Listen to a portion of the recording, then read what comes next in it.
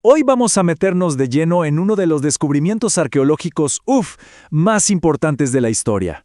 Es una historia que nos lleva directo a unas cuevas polvorientas, a los secretos de un mundo antiguo que, y esto es lo más increíble, fueron revelados totalmente por accidente. Así como lo oyen, por más increíble que suene, el comienzo de toda esta historia no fue una expedición con arqueólogos y mapas, no, fue un simple momento de casualidad, pura suerte, en medio del desierto de Judea. A ver, imaginemos la escena. Estamos en 1947. Un joven pastor beduino anda buscando a uno de sus animales que se le perdió. Para ver si estaba en una cueva, lanza una piedra.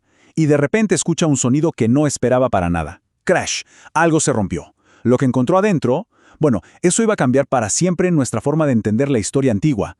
Porque no eran solo vasijas viejas, eran, literalmente, cápsulas del tiempo.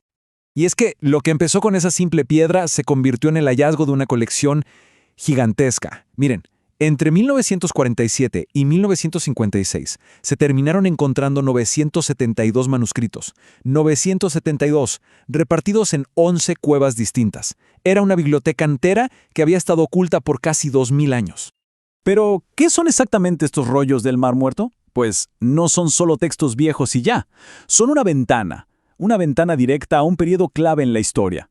La mayoría están escritos en hebreo, aunque también hay en arameo y griego, y datan de justo antes de un evento importantísimo, la destrucción del Segundo Templo de Jerusalén.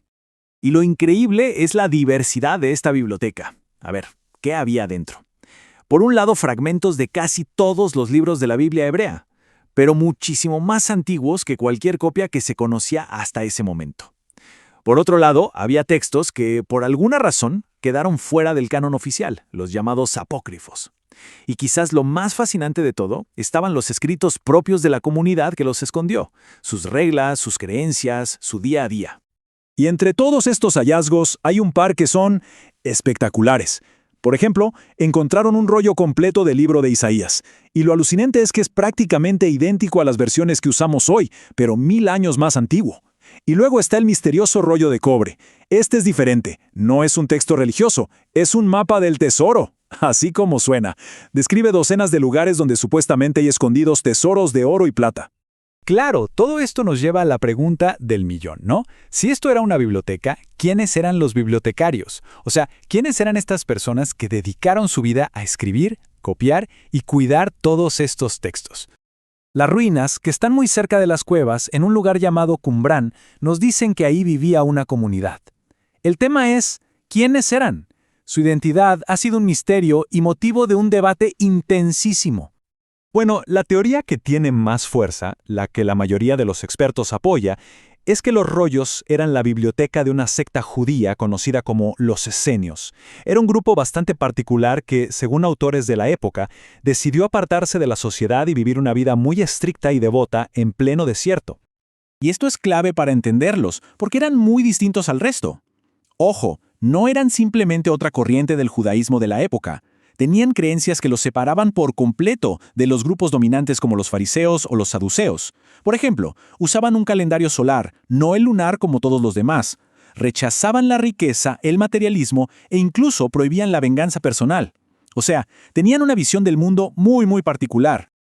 Escuchen esta cita que viene de uno de sus textos. Es una muestra increíble de su filosofía. Dice: ¿qué pueblo desea ser oprimido por otro más fuerte que él? ¿Quién desea ser despojado abusivamente de su fortuna? Y sin embargo, ¿cuál es el pueblo que no oprime a su vecino? ¡Wow! ¿Se dan cuenta? Es una crítica súper profunda a la naturaleza humana, a la injusticia, y no solo la que venía de los romanos, sino la que veían entre los mismos pueblos. Esto nos habla de una comunidad que era muy introspectiva y muy crítica con el mundo que los rodeaba.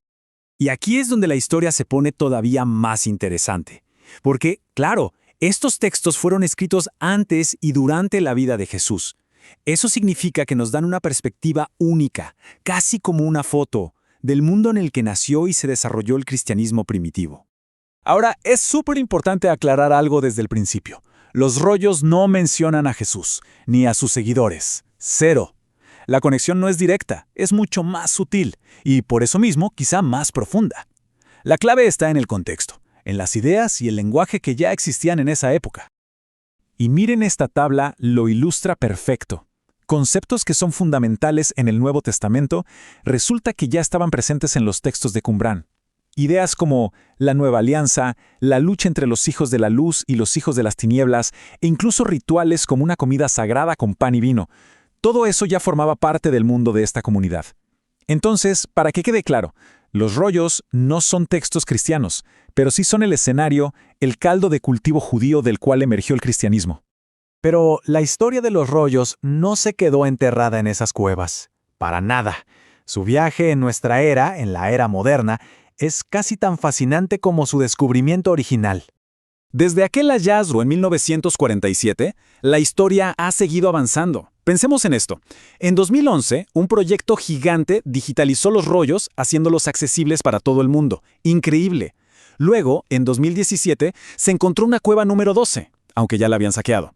Y la historia también tiene sus dramas. En 2020 se confirmó que algunos fragmentos que se exhibían en un museo eran falsificaciones modernas. O sea, la historia sigue muy viva. El cambio en el acceso ha sido de la noche al día. Por décadas, si alguien quería estudiar los rollos, tenía que ser parte de un grupo súper reducido de académicos. Era casi imposible verlos.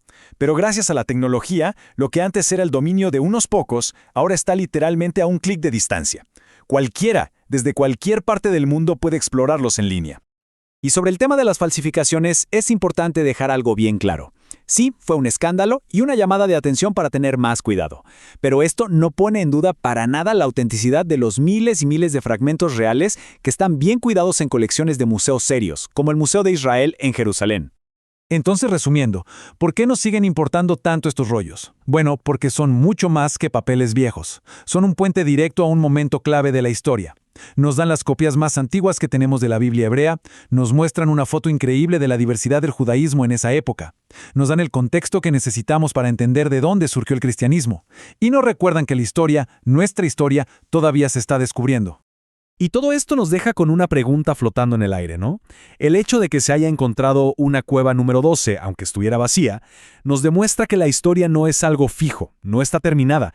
El desierto todavía guarda secretos. Así que la pregunta es, después de 2000 años, ¿qué otros misterios seguirán ahí, enterrados, esperando bajo la arena?